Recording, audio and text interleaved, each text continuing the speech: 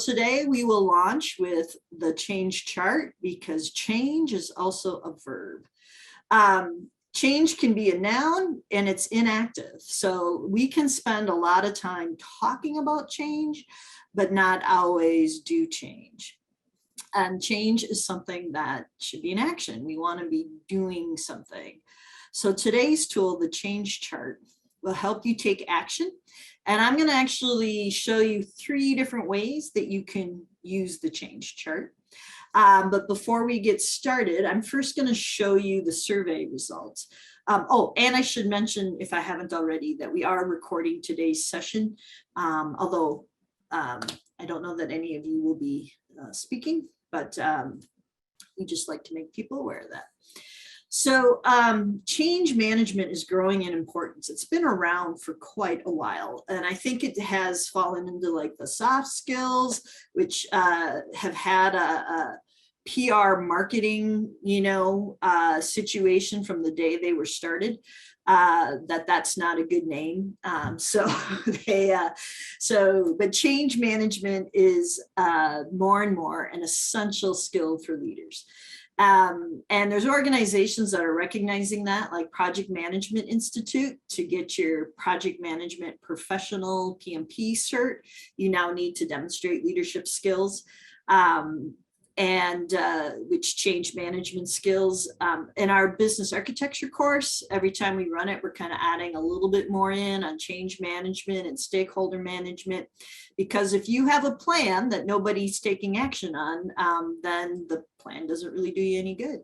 And Stacy Walker, who I think I saw popped on here today, she, as part of her 3-part series in the modernization playbook series, she had a whole session last time dedicated to change management.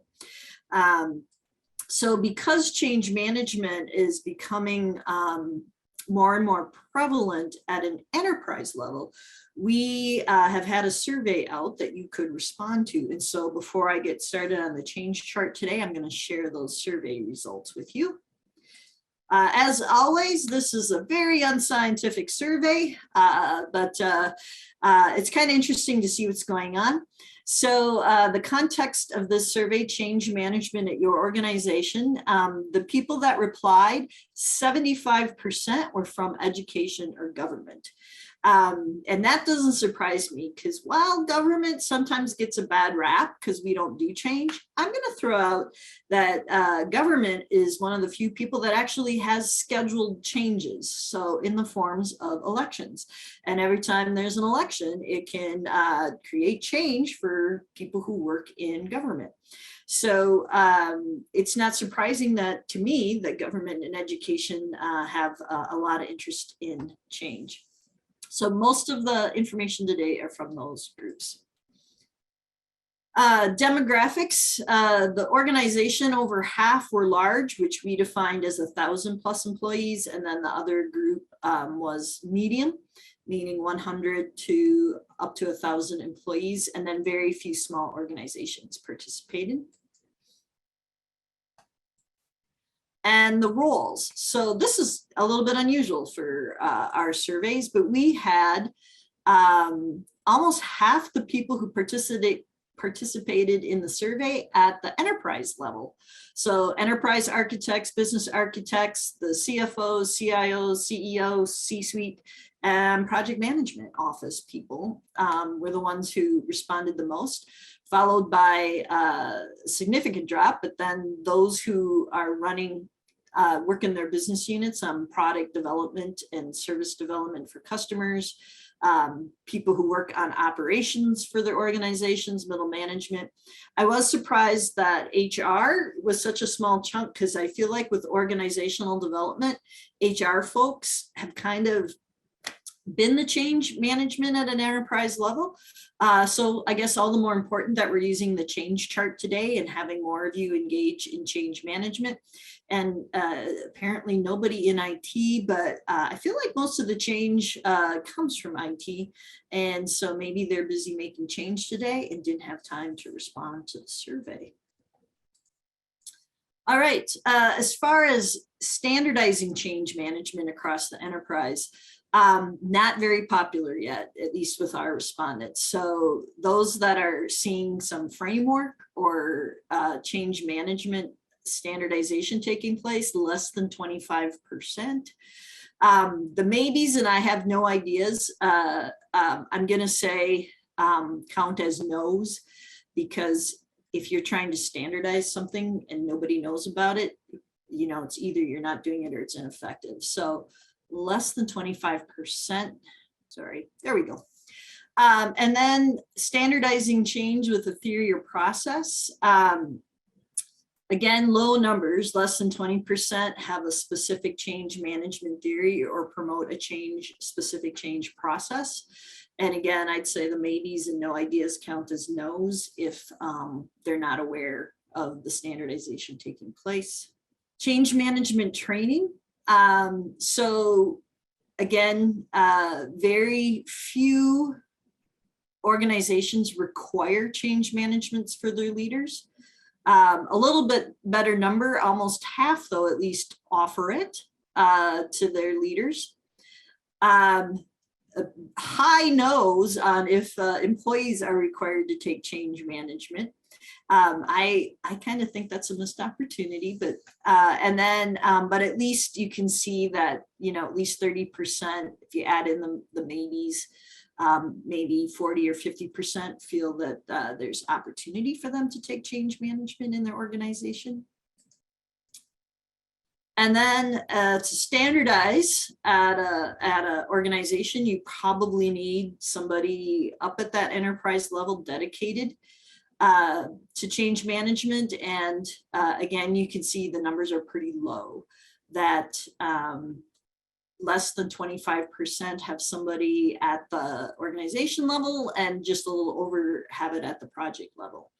Now here I might be inclined to add in the maybes and the no ideas as yeses, because maybe their change organizing people are doing it so well that they don't even notice. Kind of how some of you who are in our business architecture, we talk about covert architecture, that when you're busy solving business problems, you don't need to advertise that you're business architecture. So maybe some organizations are doing a better job at managing change at the organizational level, and it's so good people just aren't even aware. And then the last thing we asked about was what change management theories people are familiar with. And I will just say, I did a little bit of, you know, internet Googling to see what change management theories were out there. I am not an expert in all of these, but I will do my best here. So I gave people the opportunity. I said that they either, you know, use it frequently, or they have used it in the past, or they're familiar with it. And I counted all of those as yeses. So Kaizen was the highest. 73% of those responding were familiar with Kaizen. Now, I know some of you may argue this is not change management theory, but it does fall in the category of a way to go about change process. Now, you may have to couple other leadership tools with it to get a Kaizen, you know, change to stick, but that's why I included it, because it is a method to do change. Kubler-Ross, 64% of you are familiar with Kubler-Ross. They are the change curve. IPD uses Kubler-Ross change curve when we teach change management, so maybe that's why a lot of you are familiar with it. And it talks about change having phases or stages, much like grief. I don't know what this says about change. So this is, you know, you're first initially kind of excited about change, and then you kind of go down into what I call the pit of despair. That's not what Kubler-Ross called it. And you're like, oh, why did we ever do this? And then you got to start climbing back out again, hopefully landing higher than when you went in. That again, that was something people were familiar with. About a little over half are familiar with ProSci and the ADKAR, ADCAR, acronym for awareness, desire, knowledge, ability, reinforcement. ProSci is training offered through some consultants. I believe they originated here in Minnesota, So they may have a higher response rate here in Minnesota than they do elsewhere. It is very intensive change management. And I haven't been through it, but it sounds really interesting. Cotters. So a little over half of the people were familiar with Cotters. Cotters is 8 steps for change urgency. This is more of a top-down change management theory. I am off the top of my head not familiar with Cotters. I hear Cotters a lot, but I'm going to tell you that's about all I could tell you about it. PDSA, half we're familiar with PDSA. PDSA, again, is not necessarily change management theory, but a way to approach change. Stands for Plan, Do, Study, Act. This has long been something that my dotted line boss has asked us to do. So the state of Minnesota is big on its agencies using PDSA. So it's kind of continuous improvement. So you plan something and then you study to see if it's the right decision. You do something, you study how it went, and then you put it into play in action. And then you keep doing that circle over and over again. So half of you are familiar with that. McKinsey 7S, I am not at all familiar with this, but a quarter of you knew. It helps to identify change needs. And then the last one that we asked about was Lippitt's, Building Blocks of Change. And only 5% of you said that you were familiar with Lippitt's Building Blocks of Change.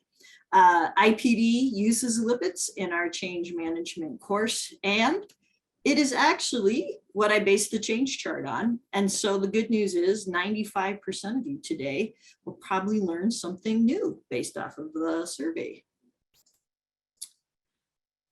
So after the survey, when we do expert insights, I usually introduce the speaker and then I mute myself and I'm done. But today the speaker is me. So I'm going to be very un-Minnesotan, very un-Midwestern, and tell you a little bit about my leadership background and my draw to continuous improvement and change. You can see the button, I love change, and I do. Many of you only know me as the MC of Expert Insights sessions, so you can also know that I currently lead a department here at Metro State, where we not only offer training in continuous improvement and change management, but we try to practice it too in our department, practice what we preach. And in one of my past leadership roles, I was the director of an area learning center. I say full principal in parentheses because I did all the work of the principal and was paid as a teacher on special assignment. But that job involved managing quite a bit of change. You had teachers who, if not new teachers, were often new to teaching at an area learning center. Students had to have an external obstacle to learning to qualify to be in an area learning center. And so they were usually transferring in from somewhere else. So there was new things for their parents. And of course, we were hoping for big change in the students because that's why they were coming to us. So lots of change in that role. And like many of you, my formal leadership roles started with informally. And so prior to those roles, when I first started teaching in high school, I was part of the Minnesota Education Effectiveness Team, where we would help at a school level make decisions, or a school district level make decisions, such as what's the most effective schedule, what are the most effective start times, and then if our research indicated that we needed to be doing something differently, we would help implement that change. I was almost always part of the professional development teams at my school, and professional development for teachers meant here's new research and new ways to do things. So that was change. I was a graduation standards implementer at one of my high schools. So when the grad standards, and to be honest, I don't even know if we still use them, but when they rolled around and said there's going to be projects and packages for Minnesota high school students to demonstrate learning in required areas, I was part of the team that helped to implement those. And then as an ABE regional process logistics trainer, I was a train the trainer. So the state would train us on how the new standards for federal money or state money would work. And then we would have to communicate that and help the ABEs in our region make those changes. So again, I like change and I'm drawn to positions. And I'm sure if you were to make a list like this, you would also probably find kind of a long list of change management and a draw to change that you also have. So the change chart, while you're all here today. The change chart was first published in 1987. It wasn't brought to my attention until 2012. So most of my informal leadership had already taken place at that point. But that's okay. And it was brought to me because we were developing new classes at North Hennepin Community College in continuing ed for leadership. And one of our leadership classes was on change leadership, change management. And when a colleague found this out, she worked in the marketing department, she emailed me the chart and said, this is a really cool chart. You should use it in your class. And so that was my first exposure to it. And then when I came here to Metro State in 2015, the chart and the course, a version of the course came with me. And here we are in 2022, and I still use it. In fact, maybe like many of you, I now work remotely. And even though some people have gone back, we were actually in the process of moving our offices remotely prior to the pandemic. So it hastened that process, but now that others are returning, I still work from home. And in my den, there's 3 things that I kept that were on my office walls that made the cut to be posted in my den here at home. One is my Apollo 13 theory. One are the 5 options for handling conflict, and the other is the change chart. Now, I know the change chart is old, 1987, but I credit the fact that I am using it still this many years later is that it's because it works. And so, you know, sometimes when things are good and they work, you don't change it, like a Snickers bar. The developer of the change chart, Lippitt, Dr. Lippitt, it's pretty basic theory, but hang in there with me because how you use it is, I think, invaluable. So Lippitt says there are 5 building blocks that are necessary for change. So vision, oh, sorry, I'm clicking. Vision. So, oh, and I should also preface and say, even though the change chart as we presented today is pretty basic, you'll see that there's a myriad of leadership skills that you need to use along with it. We won't get to all those today, but you'll probably be able to kind of do like, yeah, I'm good at that, or I'm not so good at that kind of thing. You can do your self-inventory. But vision means that when you have a change to implement, you have either defined goals or a definition of done, or the why. If you're Simon Sinek, he's all about the why.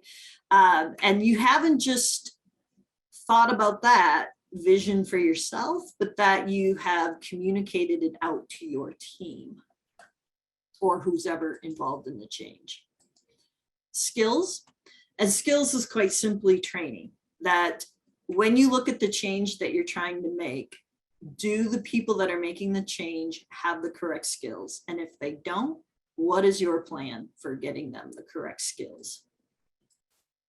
Resources.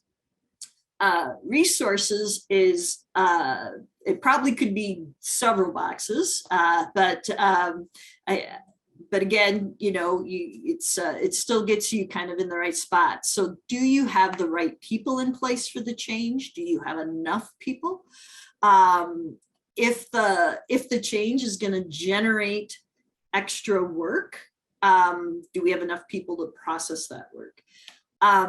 Does the change cause us to have a new process? And have we thought through what that new process is? Have we involved the right people in designing the process? Have we warned people that there's going to be a new process? Data. So do you need to collect data before you start? Is there data that you need to collect along the way? And if so, how are you going to do that? And then tools. Does this change require new tools to be used? One of the manufacturing places I toured 3 weeks ago, they showed us a section of the manufacturing process where they were bringing in robotics. And so they were talking to us about how they are managing the people on that part of the line. And your immediate thought is, oh, they're bringing in robotics. People are going to lose their jobs. It was the opposite. So right now, with the people doing that part of the process, let's say they got 10 units per hour. And then the next part in the process had people using those 10 units and moving them along. Well, now the machine's going to do like 10 units every 10 minutes. So then you think, oh, well, now we need, 6 times as many people doing this role. And so it was retraining people and hiring people in order to have the right resources. That to bring in a new machine that works, 10 times as fast, but you don't have the rest of the process defined or built out, then that change isn't going to do very well. An action plan. So there's a couple parts to an action plan. And again, pick the way you like to do things. So do you need benchmarks in place? Do you like milestones? Perhaps you're someone who prefers phases. An action plan usually has some dates around it that you can communicate out to people, or steps. Is there a set of concrete steps for this change that need to be communicated? And along with that, kind of the second part of an action plan is, again, you can use whatever works for you, but are you using appropriate process improvement tools and frameworks? Are you using project management? And if so, are you, skilled in waterfall, getting from point A to point B? Are you using those tools as part of your change? Is it a phased project management where you have to get this far before you can do this next thing, before you can do the next thing? And have you defined that and communicated that? Agile, is it iterative change that you're going for? I would say as part of your action plan, you need to identify risks. So what might go awry while we're doing this change? And do I have a plan in place to handle that? Or what's going to go well, like we talked about the robotics piece. So we're going to be able to do things a lot faster at one part of the process. How are we going to be ready to handle that at another part? And be ready for that. And then all of those require communication plans. So if you have an action plan, but you're not doing your job of communicating it out, then that's going to be problematic for the change. And then incentives. So what kind of incentives? And these are internal incentives mostly. So can you offer people bonus pay for making the change? Maybe there's a set of leaders that you need to do a change, and if they do it well, there's an opportunity for promotion. Now, happier customers. So I'm moving into the ones that, for those of us in education and government, because we don't have a lot of access to the first two. But what about happier customers? So if I'm someone in customer service and I have to hear a lot of complaints about a process or a piece of software, and now people using it are going to be a lot happier, that's something I can use as a leader to incentivize people to make a change. Easier, your job is going to be easier when this change takes place. And then for some people, maybe the change involves more collaboration. You've been working on this by yourself, but now you're going to be a part of this larger team, and we're going to problem solve, and we're going to creatively think together. And for some people, that may be a huge incentive, like, woohoo, I get to have help and a team to do this. At the same time, maybe the change will bring less collaboration, and maybe there's some people you work with where when you say, hey, it looks like we're only going to have one meeting a week now, and they're like, woohoo, 1 meeting a week now instead of 2 or 3. Always depends. Those incentives tend to be, more on an individual level. But I would like to pause here and have you think about Do you have incentives that you think work that haven't been mentioned? And go ahead and put them in the Q&A, and we'll share those out in a little bit, because especially incentives that don't cost a lot of money, because oftentimes when change is taking place, they don't really give you a change management budget. You seldom get an incentive for change budget. So if anyone has any ideas around incentives for change, go ahead and do that.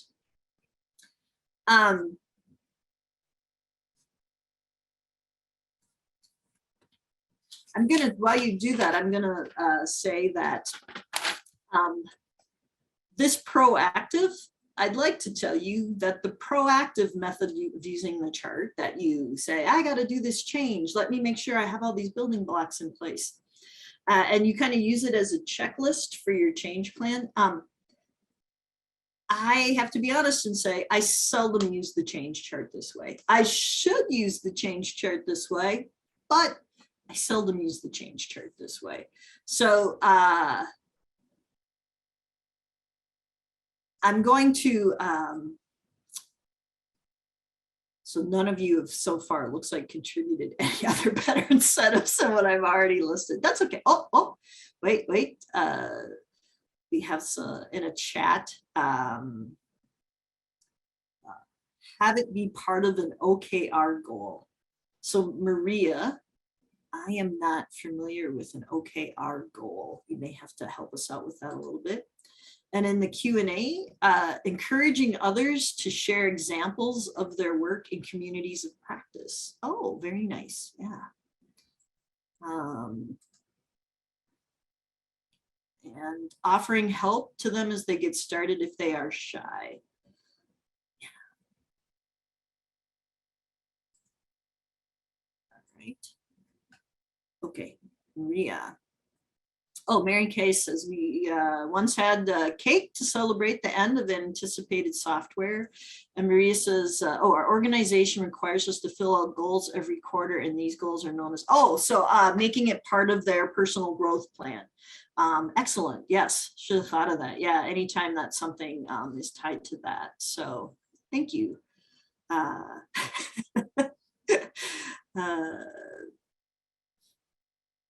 So, all right. Thank you for sharing those out. And so anyway, I was saying that I don't often do a good job of being proactive, but there's other ways to use the change chart. Just a second, I got to get my notes going. All right. Okay, so before we move on to application number 2, you don't have to share this, so you can be honest with yourself. Just, I think it helps if you have an example in mind as we go forward. So think of a change that is not going great, or maybe did not go great, maybe it's already occurred. And it's a change that you recently led or are leading.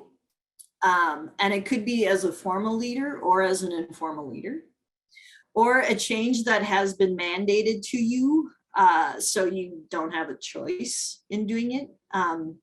Or if you're not leading the effort, but maybe it's something you're going through or experiencing.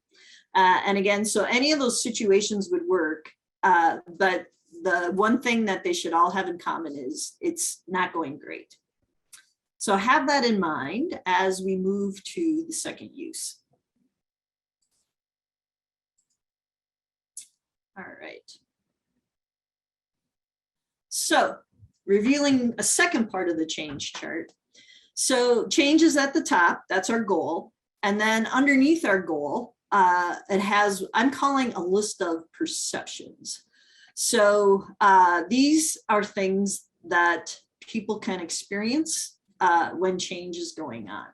So they can feel confused, they can be anxious, they can be frustrated, they can be thinking this is a false start, or they can be thinking this is taking forever. Is this ever going to finish? So let's go through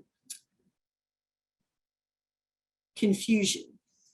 So if you are experiencing, you or your staff or an individual are experiencing confusion over change, you would probably be hearing things like, why are we doing this? What is this supposed to be helping?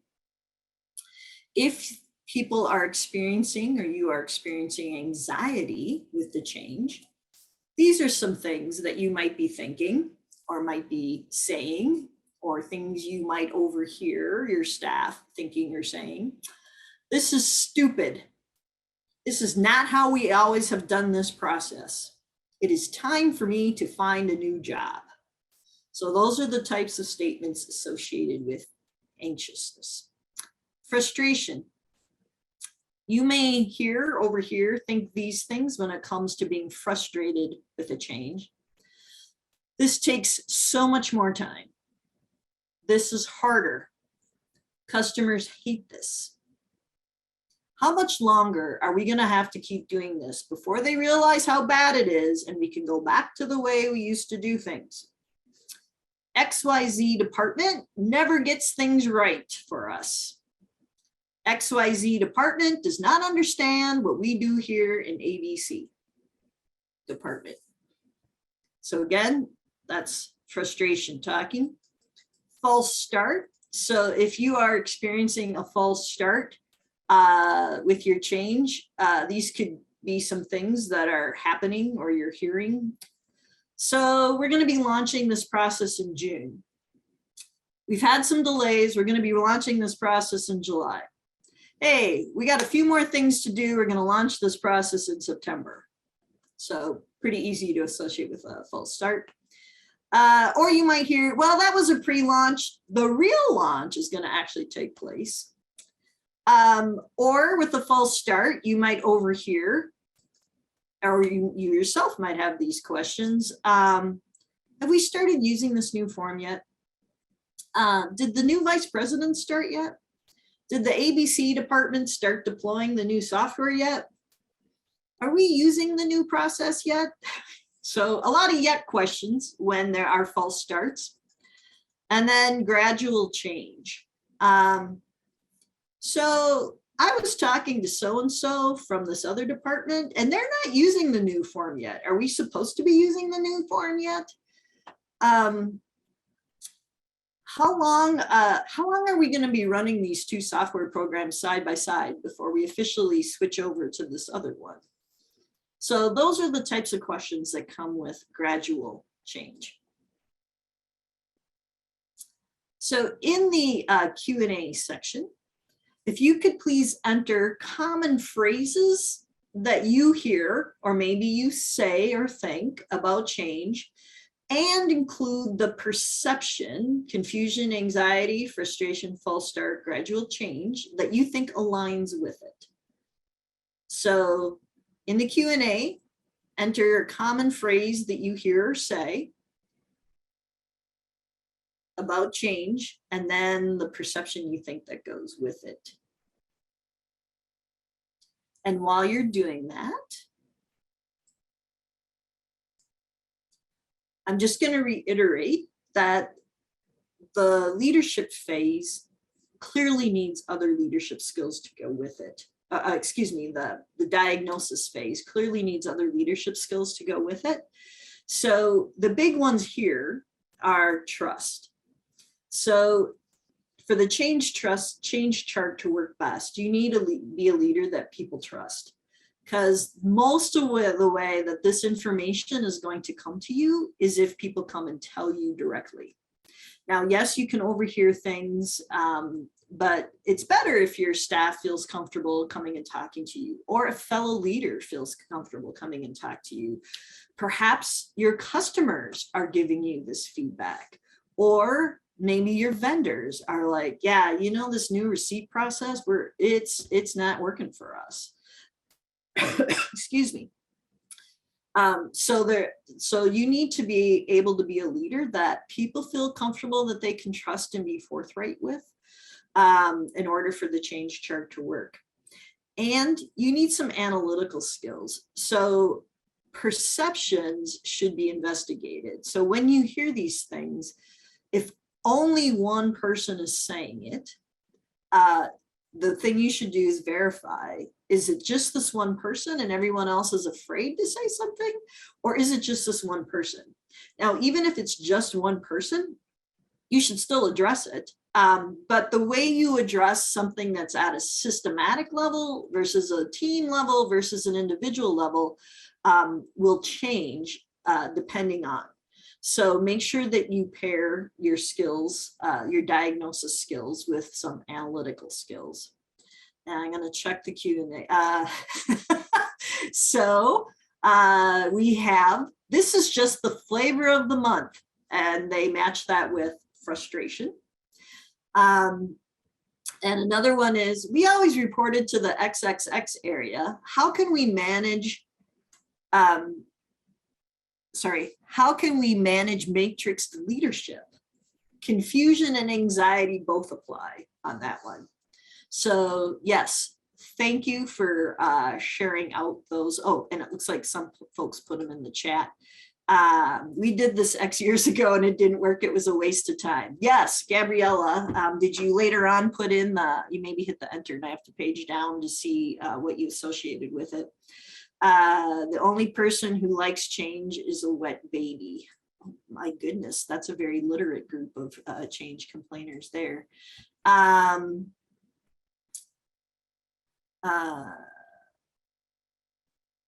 Let's see. I think I got, oh, isn't there a rule if one person complains that an equal number, there could be, Maria, I don't know. That's why I would say investigate.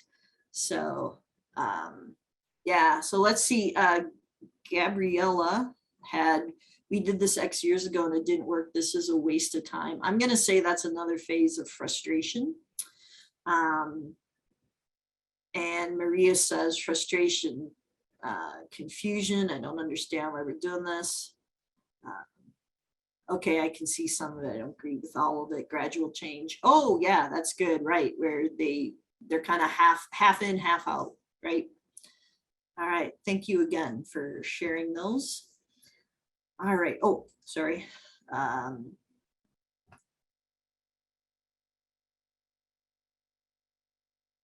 Oh, Gabriella has asked me a question in the Q&A and I do not know the answer. Sorry, Gabriella. You may have to put it in the chat if you want that one answered.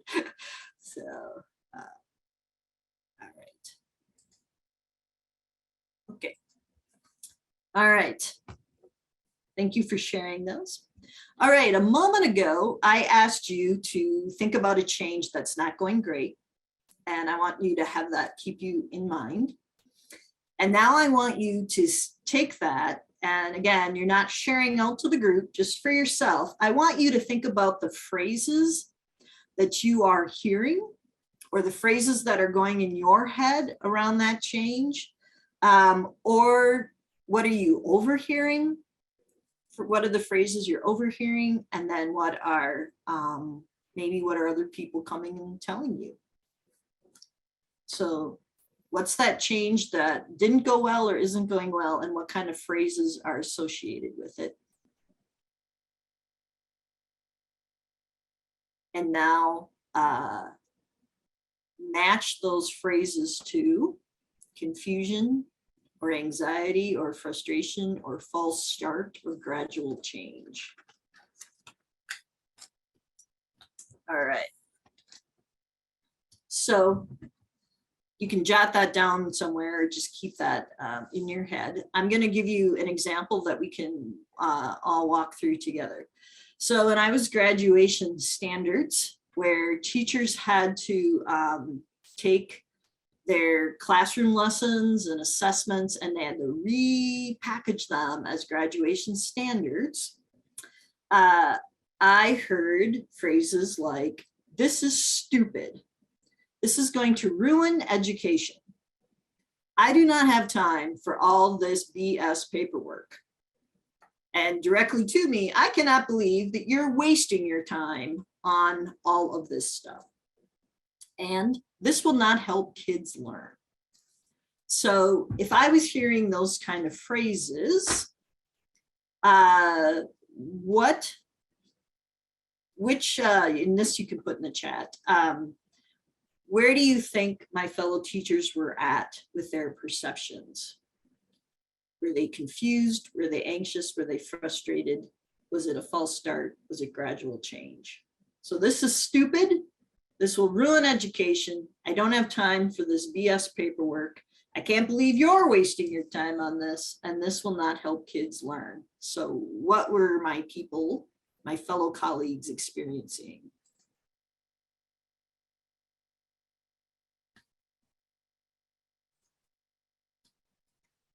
Yes, thank you. So it is a trick question. They were experiencing both of these, anxiety and frustration.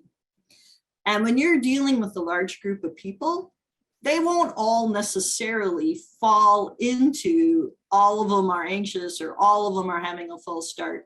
So it's not unusual that you could land in a couple different areas. And then, of course, as a leader, you need to use your skills to figure out which ones do I need to address first, so that we can start moving along on change. And for our... Sorry to interrupt, but Maria also had a question in the Q&A. If you wanted to take a look at that. Okay, I'm going to finish this example and then I'll get over there. Okay, so we determined that, like you guys, that the teachers were feeling some anxiety and some frustration.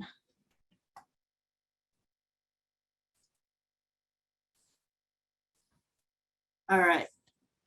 So this is how I use the chart for diagnosis. So Lippitt says, if people are experiencing confusion, you probably need to circle back and restate your vision. If they're feeling anxiety, you probably have to circle back and look at what skills people need. If people are experiencing frustration, you probably have to circle back and take a look at your resources that you've been providing. If there's a false start, you got to take a look at your action plan. And maybe you had an action plan, but it's not being communicated or followed. And if there's gradual change, you need to take a look at your incentives, either your group incentives or your individual incentives. And so for my example with the teachers, we started with skills. So we said, okay, people are feeling anxious over this. So the first thing we did was we ran some volunteer, I'm sure you've heard work with the willing. So we had a couple years to make the change. So we worked with the willing to start out with, and we ran some workshops where we showed teachers how to convert the lessons that they love, like that doesn't have to go away. Here are the lessons that you love, and here's how you can translate it into a grad package and to the assessment that goes with it. And that got us some wins. For one, we got some buy-in. We got some people then that we got good word of mouth, right? Oh, it's not that hard. Oh, it was easier than I thought. We got momentum then too, because then we ran several sessions so that as word of mouth got out, there was more opportunity to come. Not as bad as I thought it was going to be. It was great praise, and it was a good place for us to start. And then once we had some skills floating out, then we addressed frustration. So when we looked at what was frustrating people, one of the big things was time. And so people are like, I already have all the regular things that I have to do as a teacher. The school year is up and running. We didn't do this in the summertime, right? So the school year is up and running. And they're like, when am I supposed to find time to do this? So we needed to address that issue and say, okay, we're going to take some professional development days and devote the whole day to giving people time to do this. And that's a pretty common thing, I think, when people are going through change, especially if there's a learning curve for them, that they need time to do it. So not unusual.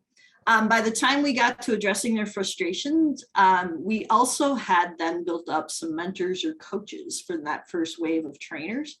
So we were able to provide additional people to help mentor people through.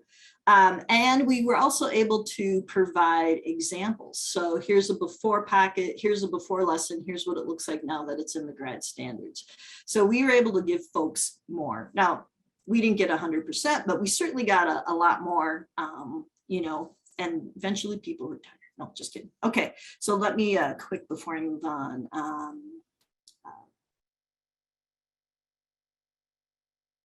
So the question is, when people say,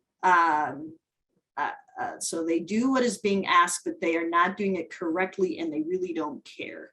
I'm going to say that they lack an incentive to do it. So they're doing it, but not correctly. They're lacking an incentive. So if that were someone on my team, I would take a look at incentive or skills. Oftentimes, I guess it would depend. So they're not doing it correctly. And so I'd want to listen to what they were saying. So if they were saying things like, I find this really difficult to do. I don't get how to do this. That's obviously skills. But if they're not indicating, like, you know, they know how to do it and they seem to purposefully not be doing it, then I would jump to incentives. So why isn't this person motivated? But so hopefully that's helpful to you, Maria. And of course, other people are certainly welcome to, you know, chime in on that too. So now, let me take a look here. So for your own example, so you had something change, not going great. You had some phrases you associated with it, and then you did a diagnosis.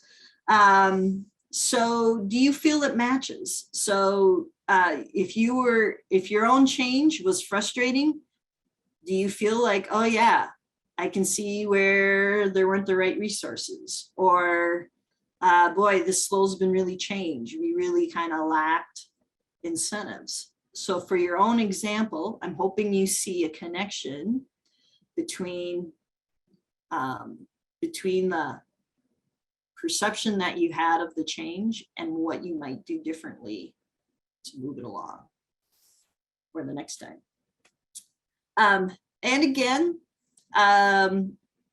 it's in conjunction with other leadership skills. So if you're not good at painting a vision and this keeps coming up for you, then you probably want to figure out, get a mentor or take a class on how do you create better vision.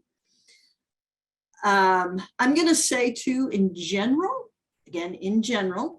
that if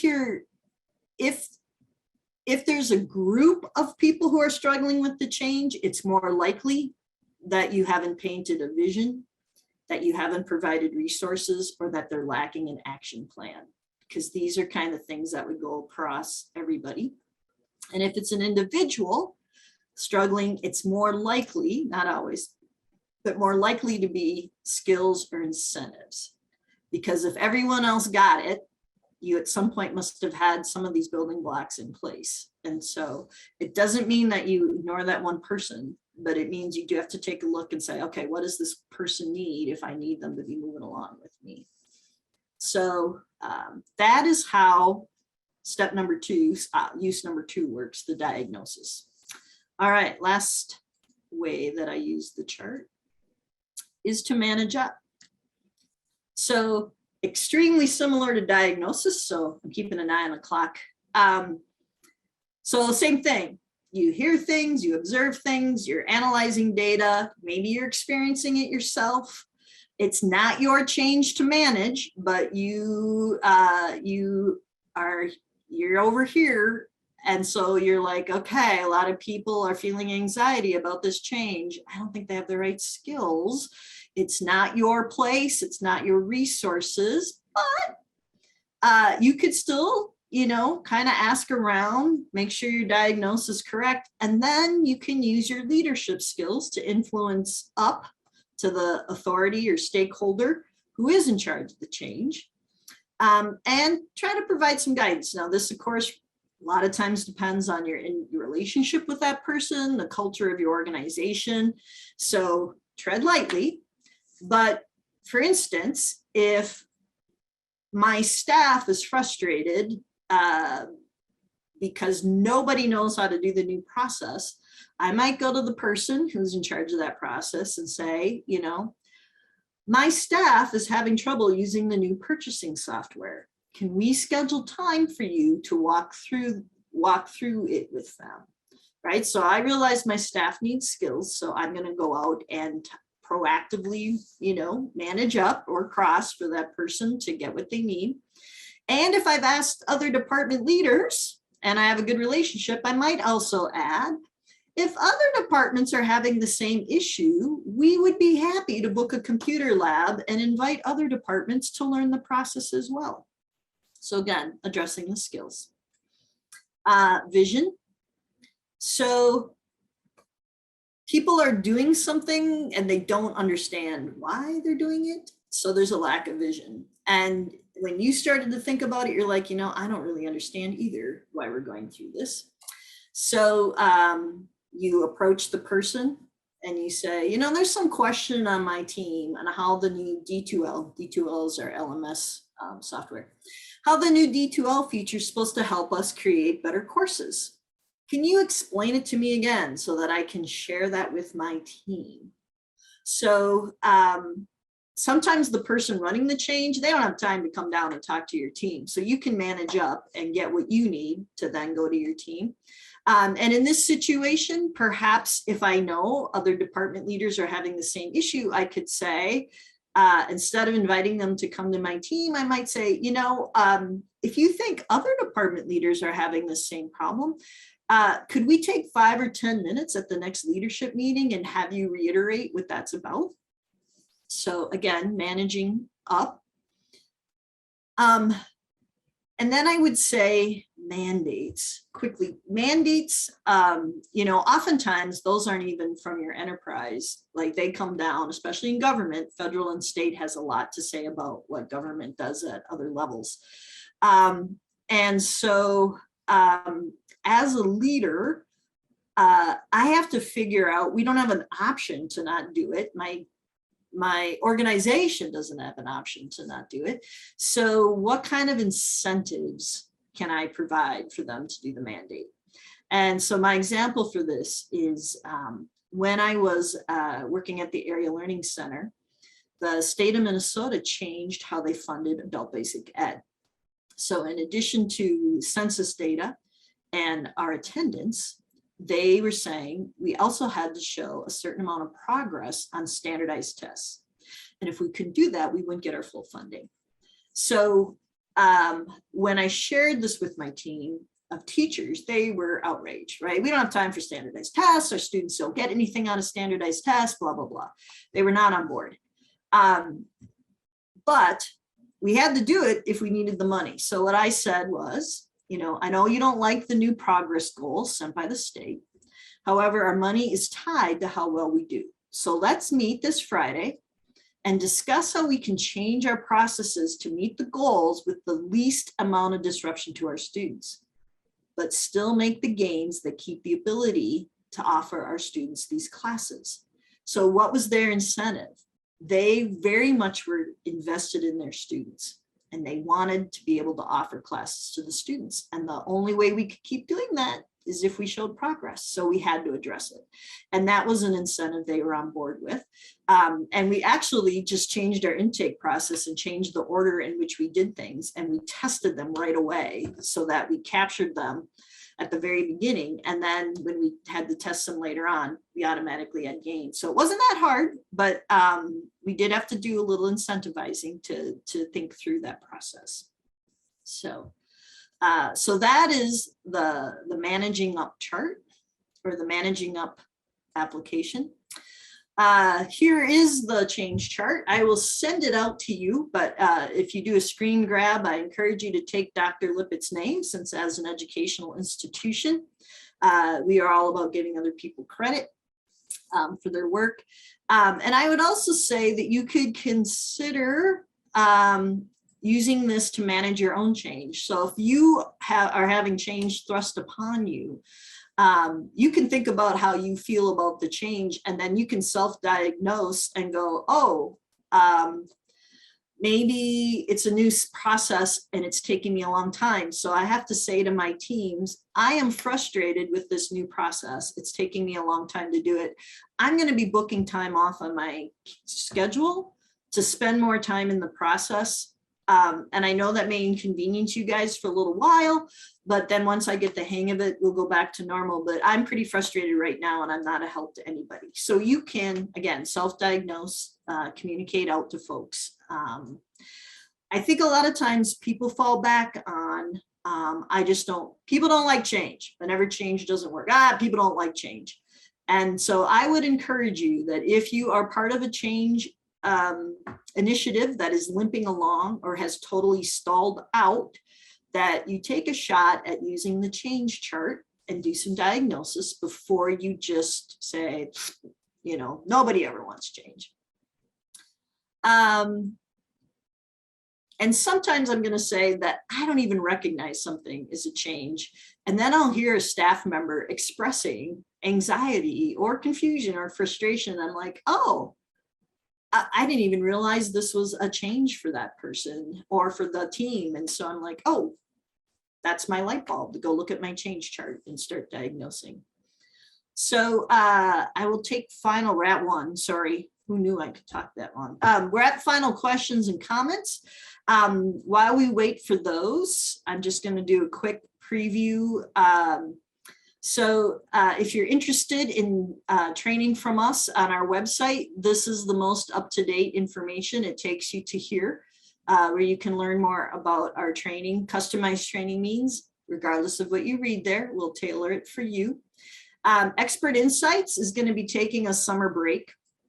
And so while it's on break, you can go to the free online training and view all the old Expert Insights that we've recorded. Or under the IPD blog, we have articles on professional development for yourself or on leadership strategies you can use on your team. So we still have some resources for you to use. Feel free to reach out and contact us there. And then let me take a quick look at the chat. Thanks for attending if you have to go.